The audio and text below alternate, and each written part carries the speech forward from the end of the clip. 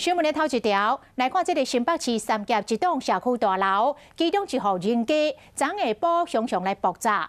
讲这栋社区是老钟楼的经家，老钟楼的3楼是徛家，4楼是做仓库收藏一寡物件。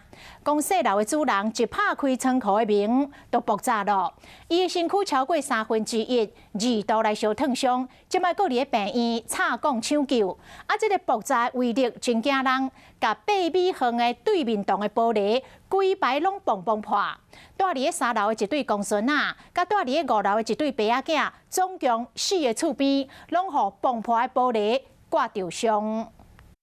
主体大楼的玻璃拢碎去，窗仔坑嘛拢变形，工人爬悬爬低要复原。爆炸发生伫23号下晡三甲这栋社区大楼，老先生当时拍算整理仓库，想要到门一拍开就发生爆炸，规身躯超过1/3，2度烫伤，要伫病院插管抢救。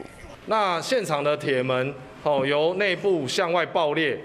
研判是初步的引爆点。社区楼层配置每一户拢是楼中楼，3楼是徛家。爆炸点敢若就是伫4楼的仓库。老先生当时人就伫遮。爆炸当时为了真惊人，伫共社区8公尺远对面迄栋玻璃规排嘛拢碎去，造成住伫3楼的马孙仔，阁有5楼的一对爸仔囝，总共4个人拢互刮着伤。咧厝内看电视，是吵啦，听落敢若是家属当崩伊落，迄足定的声，毋是像迄落。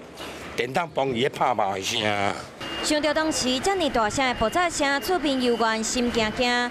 即摆想到看起来遮尔正常的社区，所温藏遮尔侪玻璃物，爆炸意外嘛，互这一切拢很光。观众朋友，有一件事情不知道你们做了吗？那就是赶快来订阅我们的 CH52华视的频道，而且记得哦，一定要帮我们分享、按赞，还要开启小铃铛。